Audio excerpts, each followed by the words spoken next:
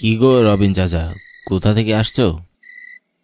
সে অনেক কথা, এখন বলার সময় নেই গো।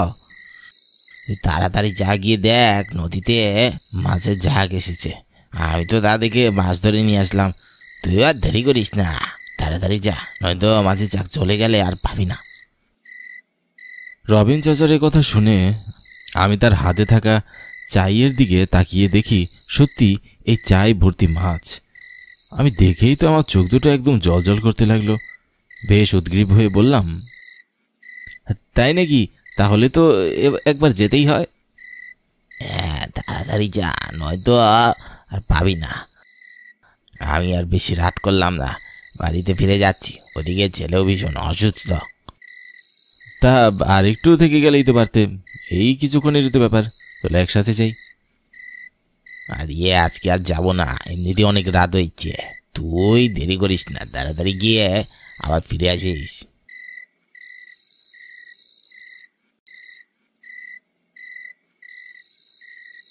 রবিন চাচার কথা শুনে মনে হলো তার বেশ তাড়া আছে, তাই কথা শেষ হতেই তাড়াহুড়ো করে সে এক মুহূর্ত দেরি না করে চলে গেল।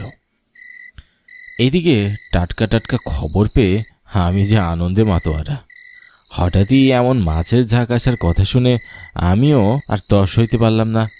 মনে মনে ভাবলাম কালকে ব্যবসাটা বেশ ভালো হবে। আমার ছেলেটার জন্য একটি নতুন জামা কিনে নিয়ে যাব। অনেক দিন ধরে একটি নতুন জামা কেনার জন্য বায়না করছিল, কিন্তু হাতে টাকা না থাকায় আমি কিছুতেই দিতে পারছিলাম না। তবে কালকে মাছগুলো বিক্রি করে প্রথমেই তার মনের আশাটা পূরণ করব। এসব ভাবতে ভাবতেই মনটা আরও বেশি ভালো হয়ে গেল। তাই আর কথা না বাড়িয়ে তাড়াহুড়ো করে বাড়ির পথে হাঁটতে লাগলাম।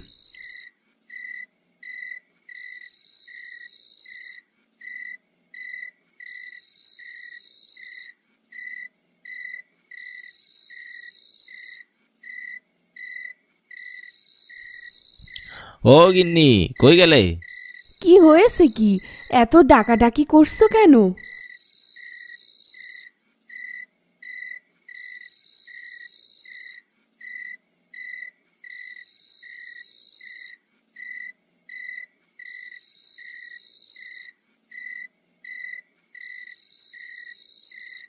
শুনলাম আজ নাকি নদীতে মাছের ঝাঁক এসেছে, তাই ওখানেই যাচ্ছি।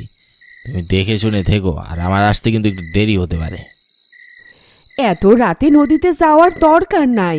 কালকে ভোর ভোর হতেই না হয় নদীর পাড় থেকে ঘুরে এসো। আজকে আর এই সময় যেও না তো। ব্যবসাতে যে লস হয়ে যাচ্ছে, এতে তো একবার যেতেই হবে। তুমি দেখে শুনে থেকো। আমার মনটা বেশ ডাকছে, তুমি যেও না গো। আরে ওসব কিছু না, আমি চললাম, তুমি সাবধানে থেকো। তুমি যেও না গো এই রাতে। কাল ভোর ভোর হতেই একবার যেও, কিন্তু এ রাতে আর যেও না। তুমি বুঝছো না গো গিন্নি। আজ আমি চললাম, এসে তোমাকে সব বুঝিয়ে বলবো।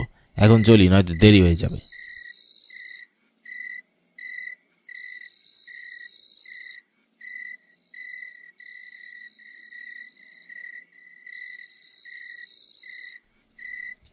আর বেশি দেরি করলে মাছের ঝাঁক চলে যেতে পারে, তাই আর দেরি করলাম না। তাড়াহুড়ো করে বাড়ি থেকে বেরিয়ে পড়লাম।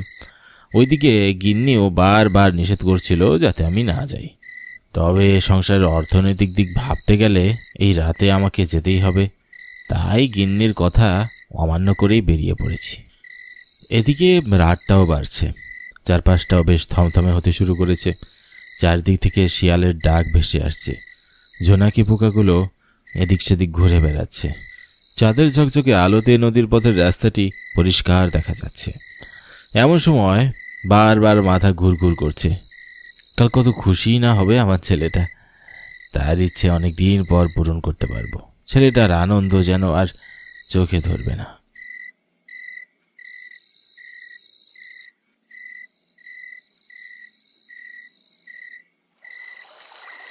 এসব ভাবতে ভাবতে কখন যে নদীর ঘাটে চলে এসেছি নিজেও বুঝতে পারিনি। মনে একরাশ পরিমাণ প্রফুল্ল নিয়ে নদীর দিকে চললাম, তবে একটিও মাছ চোখে পড়ল না। মনটা বেশ খারাপ হয়ে গেল। তাই ঘাটে বাঁধানো নৌকাটিতে উঠে নদীর মাঝখানের দিকে যেতে লাগলাম, যদি একটি মাছ পাই এই আশায়। আজ কেন জানি না নৌকাতে উঠতেই বেশ ঝড় ও হাওয়া পাশ কাটিয়ে চলে গেল। সব কিছু আস্তে আস্তে নিস্তব্ধ হতে লাগলো, থেমে যেতে লাগলো সব কোলাহল, চাঁদের আলো যেন নিঃশেষ হতে লাগলো। বইটাতে বেশি বল প্রয়োগ করতে হচ্ছে না, বাতাসের ধাক্কায় পানির স্রোতে নৌকা বয়ে চলেছে। তবে আজকের নদীর পানি দেখে মনে হচ্ছে বেশ টলটলে, এ যেন পরিষ্কার স্বচ্ছ পানি। পুরো নদী ভর্তি এমন টলটলে পানি দেখে মনটা ফুরফুরে হয়ে গেল। এমন স্বচ্ছ পানি আগে কখনো চোখে পড়েনি।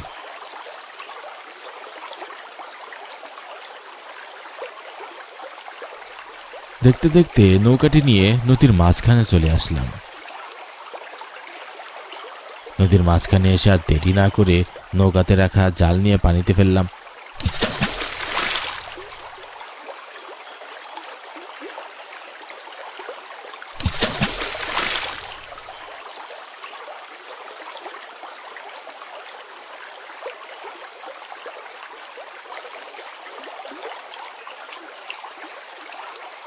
এরপর বেশ খানিকক্ষণ অপেক্ষা শেষে পানি থেকে জালটি উঠিয়ে দেখলাম কোনো মাছই ধরা পড়ল না, পুরো জাল যেন ফাঁকা। তবুও নিরাশ হলাম না, আবার নদীতে জাল ফেললাম। মনে হচ্ছিল এইবার হয়তো কপালে একটি হলেও মাছ জুটবে। জাল ফেলে আনমনে তাকিয়ে থাকলাম। বেশ কিছুক্ষণ পর আবারও জাল উঠালাম, তবে এবারও ফাঁকা, কোনো মাছ নেই জালে। মনটা বেশ খারাপ হয়ে গেল। ওইদিকে গিন্নি আর ছেলেকে একা রেখে চলে এসেছি। গিন্নি বারবার বলা সত্ত্বেও বড় মুখ করে বলে আসলাম মাছ ভর্তি জাল নিয়ে তবেই বাড়ি ফিরবো।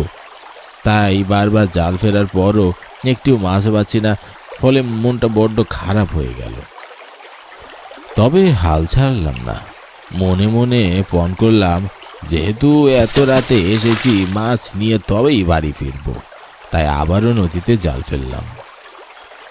কি ব্যাপার, তিনবার জাল ফেরার পরও একটিও মাছের দেখা নেই। তবে কি রবিন চাচা মিথ্যা বলল? কিন্তু না, সে মিথ্যা বললে তো তার চাই ভর্তি মাছ থাকতো না। হয়তো আমি আস্তে আস্তে সব মাছের ঝাঁক আবার এলোমেলো হয়ে গিয়েছে। এ কথা ভাবতেই ছেলেটাকে ভালো পোশাক কিনে দেওয়ার সেই ষাটটা যেন মরে গেল। বুকটা হাহাকার করতে লাগলো। আমি এতই অভাগা এক বাবা যে ছেলেকে সামান্য কটা টাকা দিয়ে কিছু জামা কিনে দিতে পারছি না। তাই আর কিছু না ভেবে আবার নদীতে জাল ফেলার সিদ্ধান্ত নিলাম। শুনেছি কঠোর পরিশ্রমের ফল নাকি মিঠা হয়, ওই আশায় আবারও জাল ফেললাম নদীতে। তবে প্রায় কিছুক্ষণ পর মনে হলো জালে কিছু একটা আটকে আছে, তাই তাড়াহুড়ো করে জাল টানতে থাকলাম। তবে বেশ ভারী লাগছিল, একার পক্ষে এই জালটি ওঠানো যেন দুঃসাধ্য হয়ে যাচ্ছিল। তবে এই মাঝ নদীতে আশেপাশে মানুষই বা কোথায় পাবো?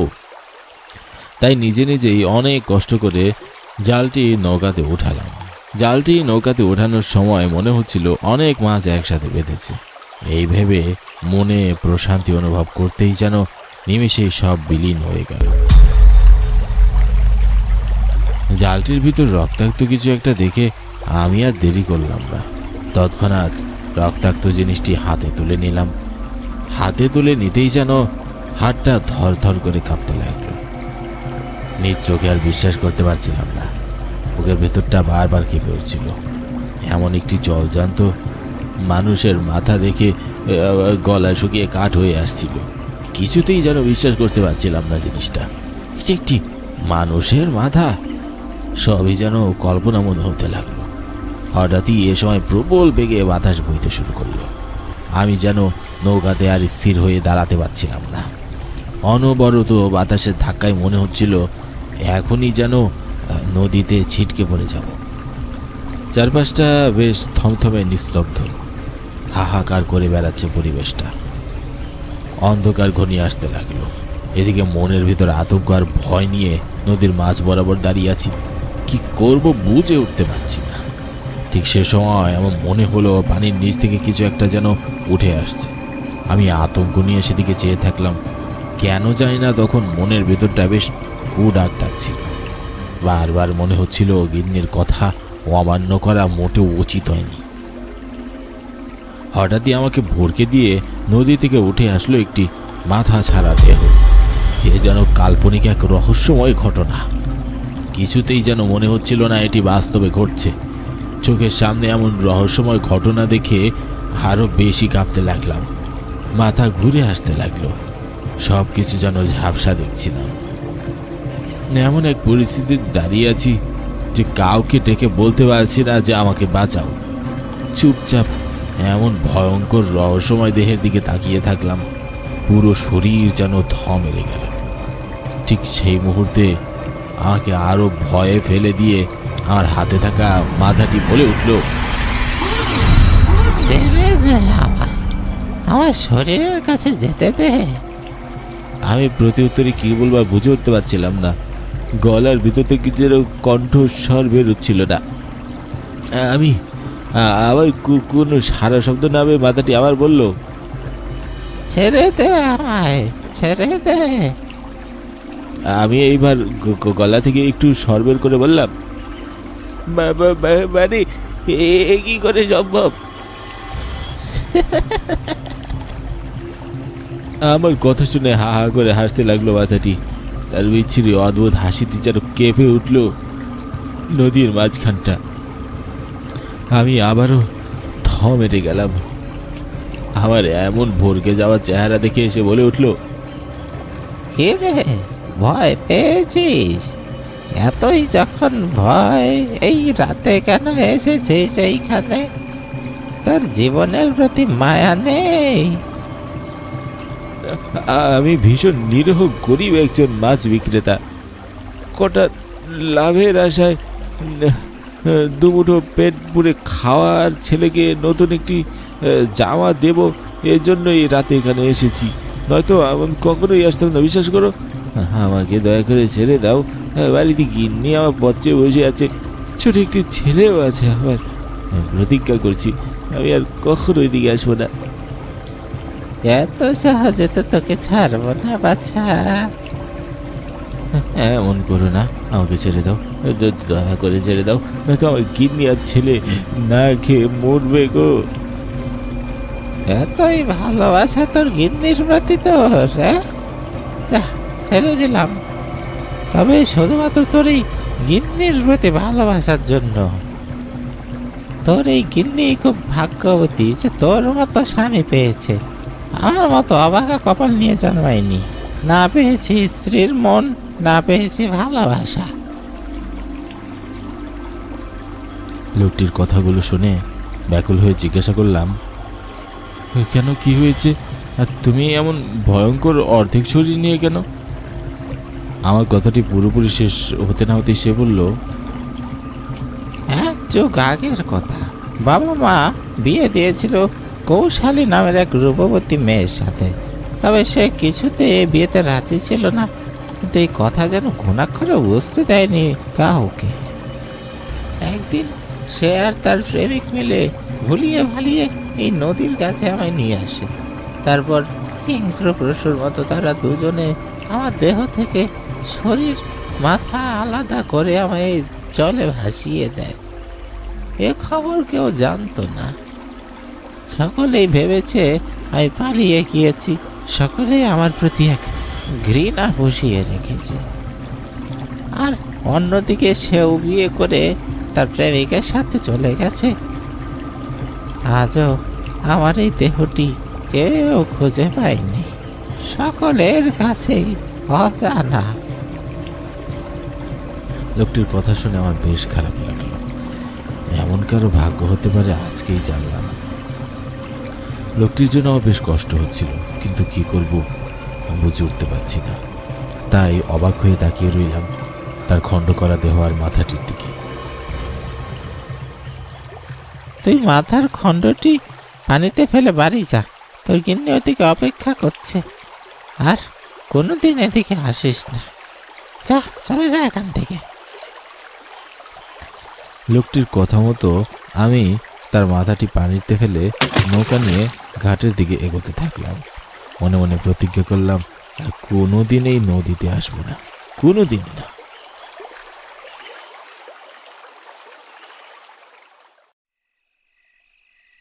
এই 1 মাস হবে। অশিরদা এই গ্রামে একটি সন্দেশের দোকান দিয়েছে। এর আগে এই গ্রামে কোথাও সন্দেশ পাওয়া যেত না বললেই চলে। গ্রামে একটি হাটবারে মাঝে মধ্যে পাওয়া গেলেও যেত, তবে সেটিও সবসময় নয়। কিন্তু হঠাৎ করে সন্দেশের দোকান দেওয়ায় একটি বেশ মুখরোচক খাবার হয়ে উঠেছে। তবে অশিরদার বুদ্ধি আছে মানতেই হবে। এই সন্দেশের দোকান দেওয়ার বুদ্ধিটা সত্যি অভিনব। গ্রামে প্রথম প্রথম এত সুস্বাদু সন্দেশ খেয়ে সকলেই কিন্তু বেশ সন্তুষ্ট। আর ওদিকে অশিরদার বেচা কিনাও বেশ দুর্দান্ত চলছে। তবে দিন দিন যেন বেড়েই চলেছে, কমছে না। প্রতিদিন সকাল থেকে সন্ধ্যা অবধি জমজমাট ভিড় লেগেই থাকে। রাতেও কম বেশি বেচা কেনা হয়, তাই সেই রাত 12টা পর্যন্ত প্রত্যেকটা দিন দোকান সে খুলে রাখে। তবে 30 দিনেই যে তাদের জীবনের মোড় খুলে গেল। কদিন আগ পর্যন্ত 3 বেলা ভাতও জুটত না। তাই সে পরিকল্পনা করে সকলের কাছ থেকে ধার দেনা করে এই দোকান খুলে। দোকান দেওয়ার পরপর ধার দেনা সত্য হলোই জীবনের মোড়টাও যেন তাদের ঘুরে গেল। কোনো অভাবই আর রইল না, সুখে শান্তিতে বসবাস করছে।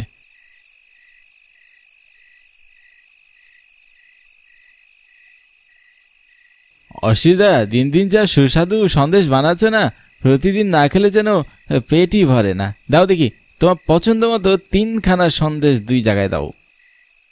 একটু বসো গো তোমরা, আমি এক্ষুনি এনে দিচ্ছি। আহা, আর তস হয়েছে না, তাড়াতাড়ি দাও গো। আরে এত ব্যস্ত হচ্ছিস কেন? আরে বস, গল্প করি। আর অশিরদার সন্দেশগুলো আনছে তো।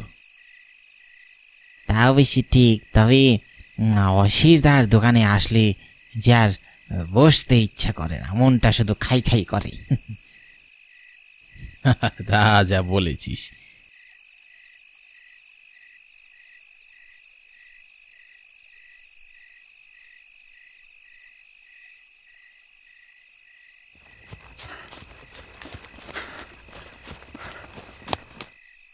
আনিস দাদা, তোমাকে খুঁজে খুঁজে বাড়িতে পেলাম না, ভাবলাম হয়তো এখানে এসেছো, তাই এবার এখানে ছুটে ছুটে আসলাম।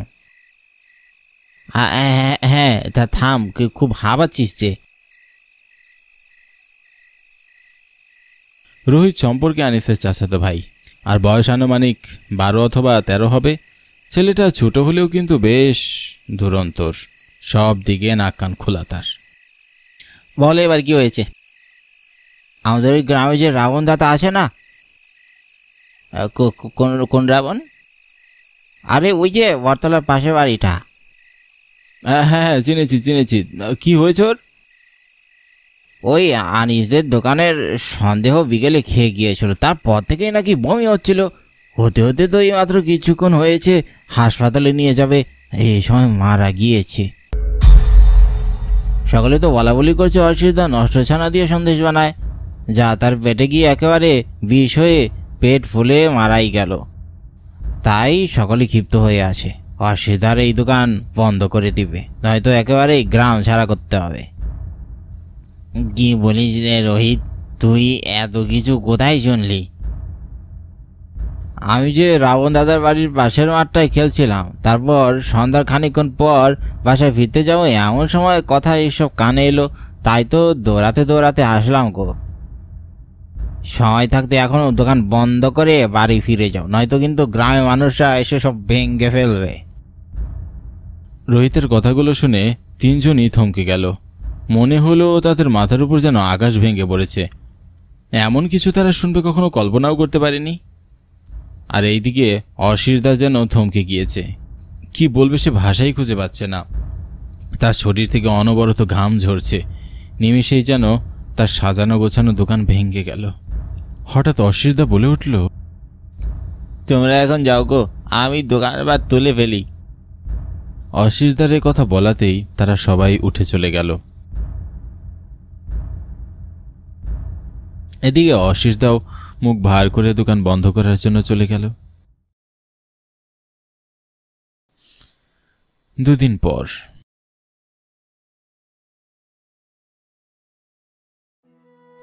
লোভে পড়ে এমন একটা কাজ করলাম যে এখন আর দোকানটাই খুলতে পারছি না। কিভাবে যে আমার বাকি দিনগুলো কাটবে কে জানে। এজন্যই কথাই আছে, লোভে পাপ আর পাবে মৃত্যু।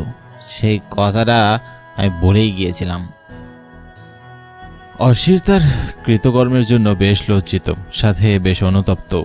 কিন্তু কি করার, পরিস্থিতি যে এখন তার অনুকূলের বাইরে। গ্রামের সকলেই তার উপর ক্ষিপ্ত।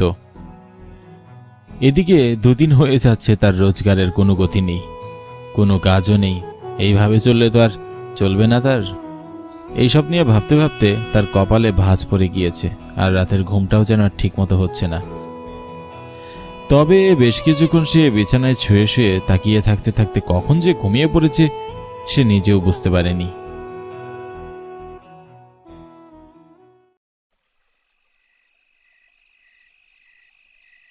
সারাদিন তো বেশ ভালোই বেচা কেনা হলো, রাত হতেই যে আর কেউ আসছে না।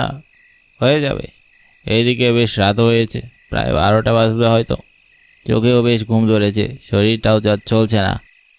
তাহলে বরং দোকানটা বন্ধ করি, এমন আর খুলে রেখেও বা লাভ কি? অনেকটা রাত হয়ে গেছে, এই রাতে আর কেউ আসবে না। এইসব ভেবে অশিরদা দোকান বন্ধ করার জন্য প্রস্তুতি নিতেই দমকা হাওয়া পাশ কাটিয়ে চলে যায়। হুট করে বিজলিও চমকাতে লাগে। তবে আজ সারাদিনের কোনো পূর্বাভাসে জানা যায়নি যে বৃষ্টি হবে, কিন্তু হঠাৎ করে এ কি হলো? এই রাতে দূরে ওই লোকটিকে হয়তো ওইখানে আসবে সন্দেহ খেতে।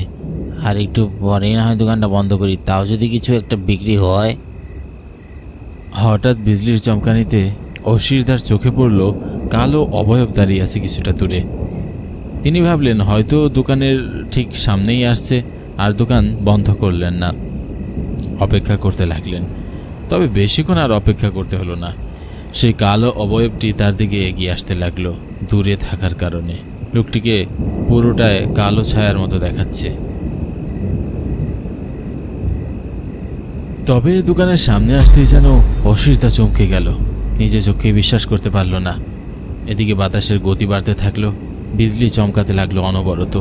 সে আলোয় স্পষ্ট দেখা যাচ্ছে রাবণ এগিয়ে আসছে। রাবণ? এ কি করে সম্ভব?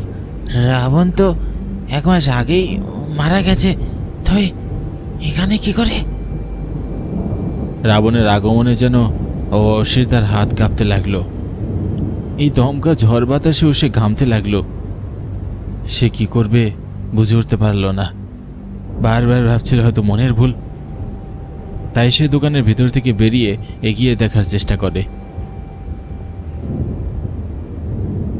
কিন্তু না, সে ভুল দেখছে না। ক্রমশ তার দিকে রাবণ এগিয়ে আসছে।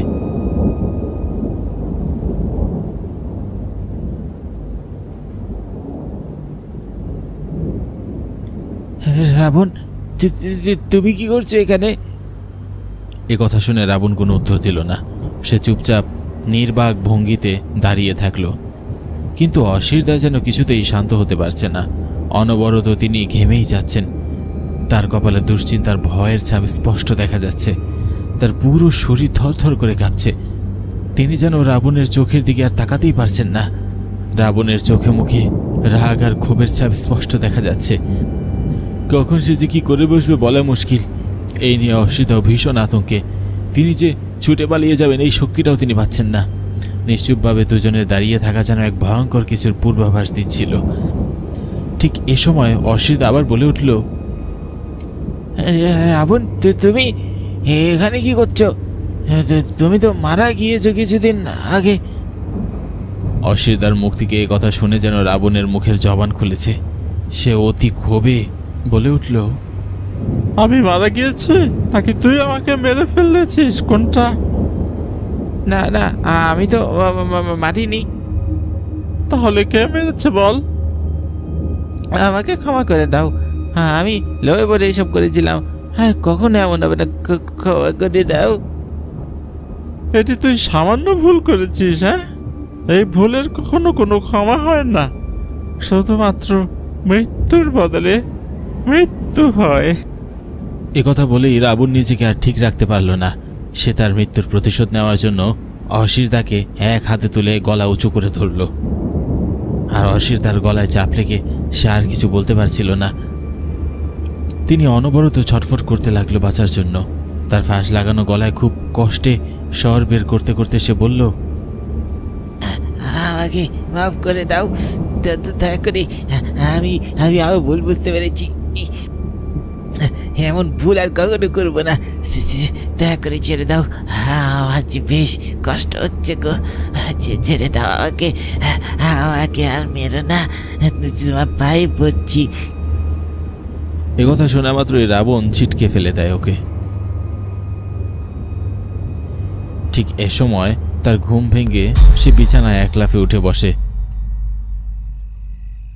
তার শরীর যেন এখনো থরথর করে কাঁপছে, চোখ দুটো বড় হয়ে আছে। তাকে দেখেই বোঝা যাচ্ছে সে ভীষণ ভয় পেয়ে গিয়েছে। বারবার আশেপাশে তাকিয়ে দেখার চেষ্টা করছে কেউ আছে কিনা, তবে আশেপাশে কেউ নেই, পুরো ঘর অন্ধকার। ঠিক তখনই তার কানে আসলো দরজায় কেউ জোরে জোরে ঠকঠক করছে। তবে এত রাতে কারো তো দরজায় ধাক্কানোর কথা নয়। তার কেন যেন বেশ ভয় হতে লাগলো, কিছুতেই দরজা খুলতে ইচ্ছা করলো না। কিন্তু ওইদিকে দরজা অনবরত ঠকঠক শব্দ ভেসেই আসছে। কি করবে বুঝে উঠতে পারছে না সে, তবে মনটাও সায় দিচ্ছে না। বুকের ভিতর কেন জানি খচখচ করছে। সে তারপরে বিছানা থেকে নেমে এক পা দুপা করে এগোচ্ছে। বারবার ঘরের চারকোনায় সে একবার হলেও দেখে নিচ্ছে, কিন্তু পুরো ঘর একদম অন্ধকার। সে আস্তে আস্তে দরজাটি খুলল।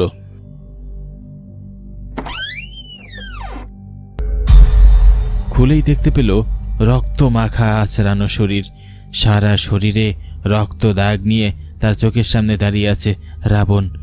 চোখ দুটো লাল টকটকে, মুখে এক বিশ্রী ভয়ঙ্কর হাসি। ভয় পেয়েছিস? আমি আমি আমার ভুল বুঝতে পেরেছি, দয়া করে আমাকে ছেড়ে দাও, বেরো না ভাই। লোভে পাপে মৃত্যু, আর তুই যে ভুল করেছিস তোকে মরতেই হবে।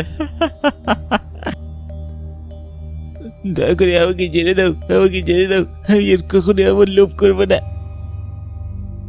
না, তোকে যে শাস্তি পেতেই হবে। আমাকে কেন মারলি তুই? রাবণের উচ্চস্বর যেন পুরো বাড়ি কাঁপিয়ে তুলল, আর কথাগুলো যেন অশিরদার কানে বাজতে লাগলো। তিনি ভয়ে কাঁপছেন, তার হাত পা অবশ হয়ে আছে। ঠিক এ সময় তার দিকে এগিয়ে আসতে লাগলো রাবণ। অশিরদা কি করবে বুঝতে পারে না। তার ভয়ঙ্কর চেহারা এগিয়ে আসতে দেখে সে শরীরের সর্বশক্তি যেন হারিয়ে ফেলল। চোখের সামনে সব ঘোলাটে হতে লাগলো।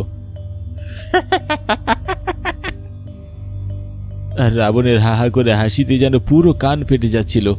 এক পর্যায়ে সে মাথা ঘুরে মাটিতে পড়ে গেল। এরপর কি হলো তার আর কিছুই খেয়াল নেই।